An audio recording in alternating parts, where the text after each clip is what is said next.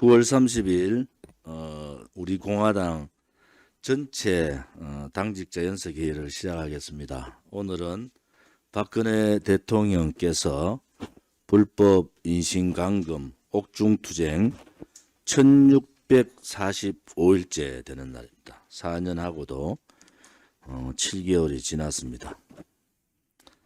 이제 여름이 지나고 가을이 오고 또 찬바람 부는 겨울이 오면은 박근혜 대통령께서 더욱더 견디시기가 힘들 텐데 좌파 독재 정권의 악랄함의 끝을 우리는 똑똑히 기억해야 됩니다. 그들이 박근혜 대통령을 늦게 석방하면 할수록 그들의 죄는 더 깊어진다는 것을 우리는 알고 있습니다. 요즘 정치판이 아사리판입니다. 아수라라 그러죠. 제가 3년 전에 경기도 국정감사에 가서 이재명 지사한테 조폭영화 같은 삶을 살고 있다고 얘기했어요. 이재명 지사가. 그 영상이 요즘 다시 돌고 있습니다.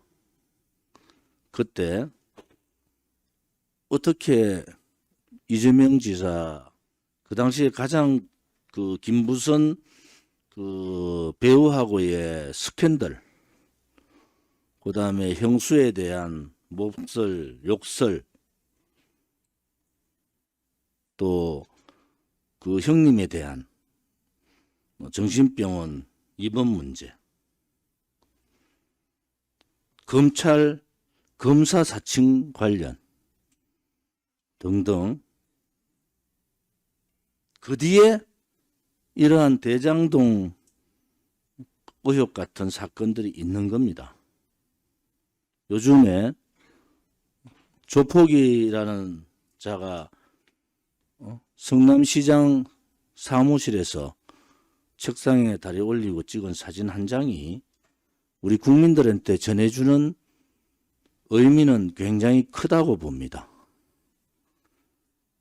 역대 어느 대통령 후보가 여야를 막론하고 이렇게 수도 없는 의혹과 저질스러움, 비도덕적, 비양심적 후보는 없었습니다. 근데 결국 더불어민주당의 후보로 될 가능성이 거의 100%가 돼버렸어요. 좌파 후보로서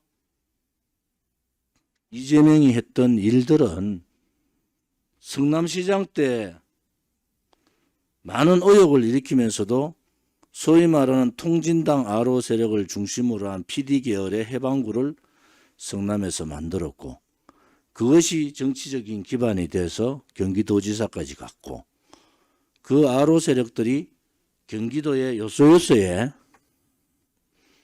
시민단체로 탈바꿈하면서 꽈리를 틀고 있습니다. 오세훈 시장이 박원순 시장이 시민단체에 줬던 지원이 주로 좌파 시민단체죠. 1조가 넘더라. 그러면서 경악을 금치 못한다. 뭐 이런 얘기를 했는데, 그거 이재명 지사한테 배운 거예요. 성남시가 장악되듯이 경기도가 좌파들에 의해서 단체장이나 기초단체장이나 기초의원들, 광역의원들이 거의 다 좌파들의 장악대가 있잖아요.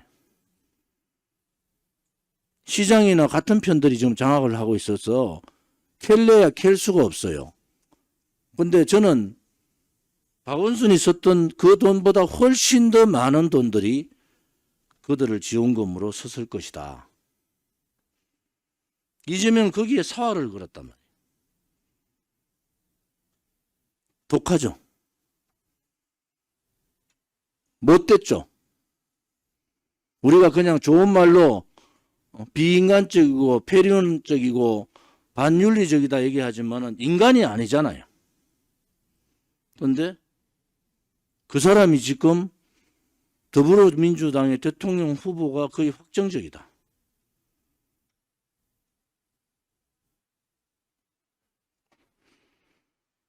그러면은 자유우파, 소위 보수정당은 땅 짓고 헤엄치기로 정권 교체를 해야 되잖아요.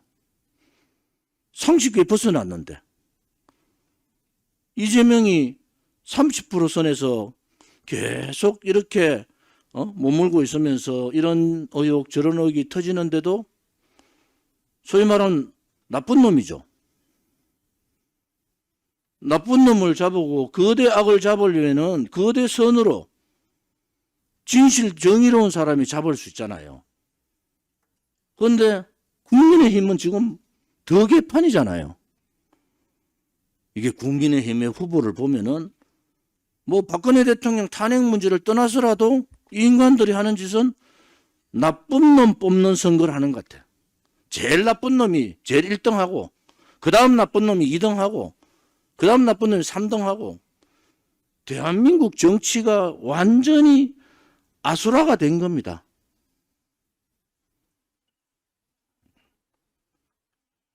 이러한 정치의 아수라가 정치를 오래 한 저로서 또 국회의원을 3선했던 저로서도 무한한 책임감을 느끼는 겁니다. 이제는 정권 교체의 열망, 당위성도 중요하지만은 정권 교체와 동시에 정치판을 갈아엎어야 됩니다. 썩은내 나는 양아치 조폭보다도 더 조폭 같은 그러한 정치판을 갈아엎어야 된다. 어떻게 갈아엎어야 되느냐? 깨끗한 정치, 청렴한 정치로 갈아엎어야 된다는 거예요. 지금 앞만 둘러봐도 정치권에 그런 사람이 없어요. 그런 정당도 없어요. 유일하게 남아있는 게 5년 동안 비가 오나 눈이 오나 영하 25도 30도가 돼도 영상 40도가 돼도 하루도 빠짐없이 불의의 좌파 독재 정권하고 싸웠던 정당. 거짓 껍데기 보수들하고 싸웠던 정당.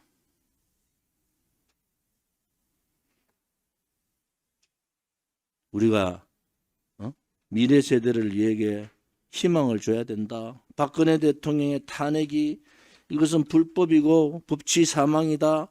수도 없는 우리의 투쟁의 역사가 있습니다. 결국은 뭡니까? 대한민국다운 대한민국을 만들어야 되는데 이제 기존의 더불어민주당이나 국민의힘, 특히 비겁하고 용기 없고 굴종적이고 부패하고 부정적이고 국민 편에 서지 않고 당리당략에 빠지고 국민의 아픔은 멀리하고 자기들의 이익만을 쫓고 다니는 그러한 보수는 보수가 아닙니다. 정체성도 버리고 도덕성도 버리고 대한민국의 미래도 버리는 그러한 보수는 보수가 아니에요. 보수는 절차와 과정이 정의로워야 되고 그 절차와 과정이 법에 하자가 없어야 되고 깨끗해야 되는 겁니다. 좌파 공산사회주의자들은 결과만 보고 쫓아가지만은 지금까지 보수 정권이 대한민국을 이렇게 지키고 이렇게 부강하게 만드는 것은 그러한 과정에 정당성이 있었기 때문에 그런 겁니다. 그런데 한 놈은 죄 없는 대통령을 묵시적 청탁 엮어서 45년 구형을 때린 자다.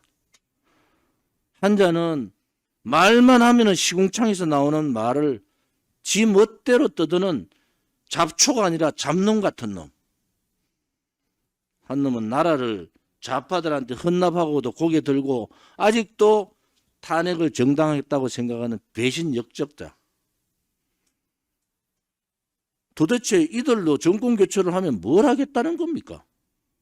우리 공화당이 보고 야 그래도 손잡아야 된다. 연대를 해라. 아니 누구랑 연대를 하라는 겁니까? 우리의 가치도 버리고 우리의 양심도 버리고 우리의 진실된 투쟁도 버리고 정의도 더 버리고 감옥에 있는 박근혜 대통령도 버리고 그냥 우리가 그냥 정권 교체만 위해서 그냥 갈 것 같으면은 저는 세상에 살고 싶지 않단 말이에요. 우리가 가고자 하는 길은 그 길이 아니지 않습니까? 우리가 그 많은 수많은 엄해와 공작과 탄압에도 버텼던 것은 우리 스스로가 정당했기 때문에 그런 거 아닙니까? 이탈도 있었고 또 우리 공화당에 오면은 무슨 돈이나 좀 챙길 수 있는가 싶어 왔다가 우리 공화당이 너무 깨끗하니까 구정물들이 들어왔다가 우리 공화당 동지들이 깨끗하니까 구정물이 그냥 스르륵 빠져나가는 거예요. 한 사람 한 사람 거론하고 싶은데 제 입이 더러워서 거론 안 하는 겁니다. 국민들은 알고 계시더라. 저희들이 희망 배달 56차에 시장 장보기 투어를 하면서 국민들은 알고 계시더라. 그런데 거대 여당으로 거대 야당으로 뭉쳐서 정권 교체를 우선 해야 되지 않느냐는 이제 그것도 끝났어요. 이 대장동 사건으로 여야를 막론하고 정치꾼들 더러워 죽겠다. 도대체 이 선거판에 우리가 어느 놈을 찍어야 되냐고 저한테 물어요. 도대체 어느 놈이 간첩인지 어느 놈이 나쁜 놈인지를 잘 모르겠대요. 이제는. 그전에는 이재명이 저 나쁜 놈이다 이렇게 하다가 지금은 다 똑같이 나쁜 놈이네. 우리 공화당의 시대가 온 겁니다. 이제 우리 공화당으로서 정권 교체를 해야 됩니다. 그러면은 국민들이 바라는 진정한 적통 보수 정권이 생기는 겁니다.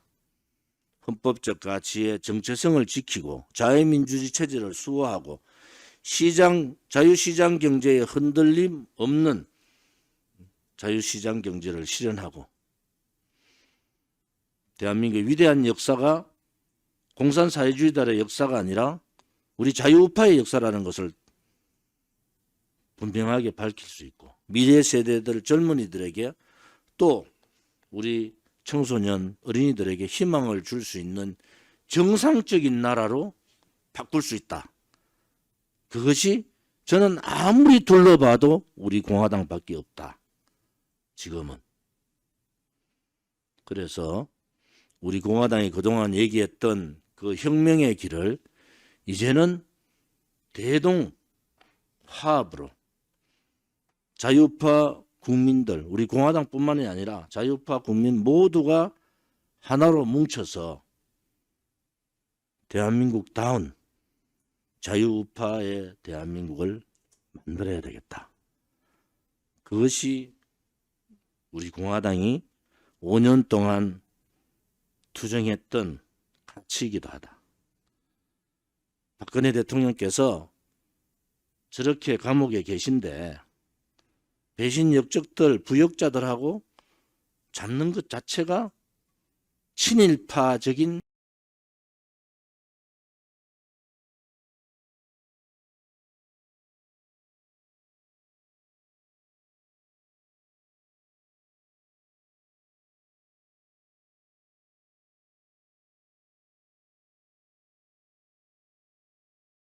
행위입니다. 그것은 우리가 가야 될 길이 아니에요. 박근혜 대통령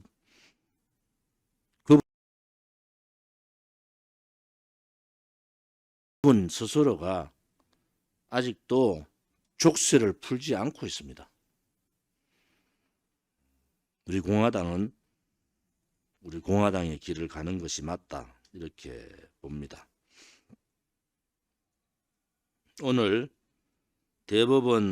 저에 대한 대법원 판결이 상고심 기각이 됐습니다. 여러분 잘 아시다시피 이것은 집회 위반이 아닙니다. 국민의 정당한 표현의 자유를 막아버린 거고, 정당의 자유로운 헌법적 가치인 정당의 자유로운 활동을 막아버린 그러한 판결입니다. 여러분들이 누가 이 사건을 고발한지는 잘 아실 겁니다. 그들이 말한 대로 종북 세력들이 저를 고발한 거예요. 왜? 존엄의 김정은의 화형식을 제가 했잖아요. 인공기를 태우고 김정은 불을 태웠습니다.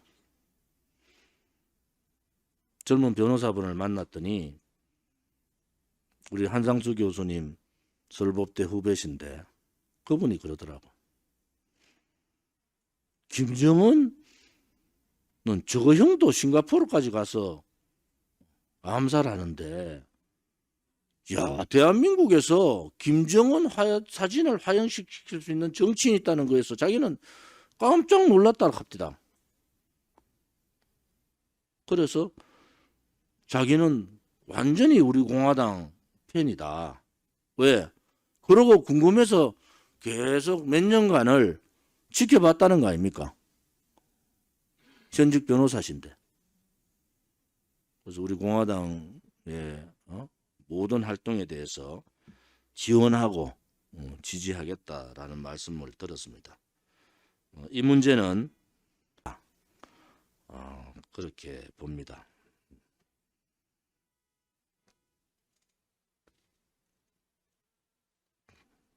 제가 대통령 출마 선언을 10월 4일 날 오후 1시에 하기로 했습니다. 아무튼 프레스센터 대관이 힘들어요. 그래서 우리 공화당답게 야외에서 하겠다. 우리 공화당이 언제 실내에 앉아서 그런 활동했냐. 우리 공화당답게 야외에서 대통령 출마 선언하겠다. 이렇게 말씀을 드렸고, 오후 1시에 프레스센터 옆 우리 트럼프 대통령 왔을 때 환영했던 그 자리, 소라탑 그 자리에서 대통령 출마 선언을 할 생각입니다. 또 당에서는 10월 2일부터 제가 5월이 자꾸 그리운가 봐요. 자꾸 10월달 얘기하다가 5월달 얘기가 자꾸 나오는 게 아무튼 그 10월 2일부터 10월 15일 사이에 후보자 공모가 있고요. 이 부분에 대해서 아무튼 그 내일 문화일보에 또 전면 광고가 나갈 겁니다. 우리 공화당이 가고자 하는 길이 무엇인가? 지금 여러분들 우리 공화당한테 대단한 큰 기회가 온 겁니다. 사실은. 이제 기존의 정치권에 국민들이 등을 다 돌렸습니다. 지금 뭐 하는 줄 알아요?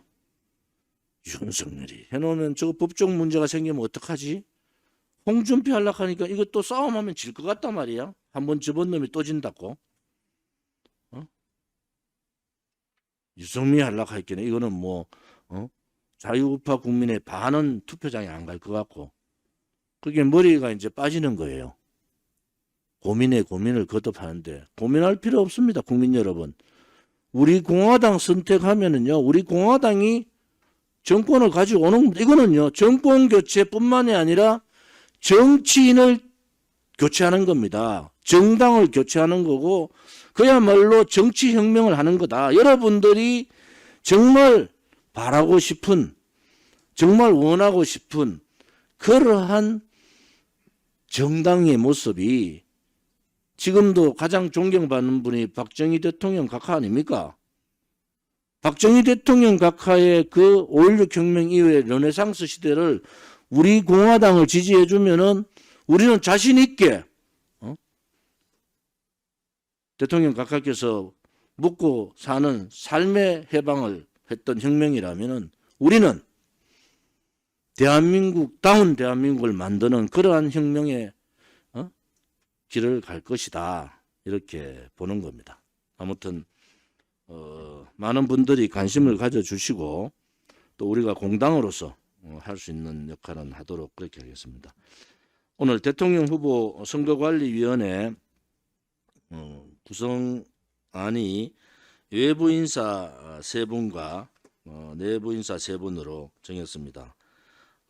선거관리위원회 위원장은 한상수 최고위원 겸 법률지원단장이시고요. 부위원장은 정원호 사무총장, 위원으로는 서성건 변호사, 서정욱 변호사, 배호성 변호사 3분이 위원으로, 또 변혜룡 법률행정국장이 위원 겸 간사로 이렇게 안을 제가 위촉을 할 생각입니다. 이 안건을 올리겠습니다. 최고위원회 말씀을 드렸고 대표로서 위촉한다는 것을 말씀을 드리고 오늘부터 이 위촉이 되면은 바로 대통령 후보자 선거관리위원회의 활동이 바로 개시된다는 것도 말씀을 드리겠습니다. 위촉안을 통과시키겠습니다.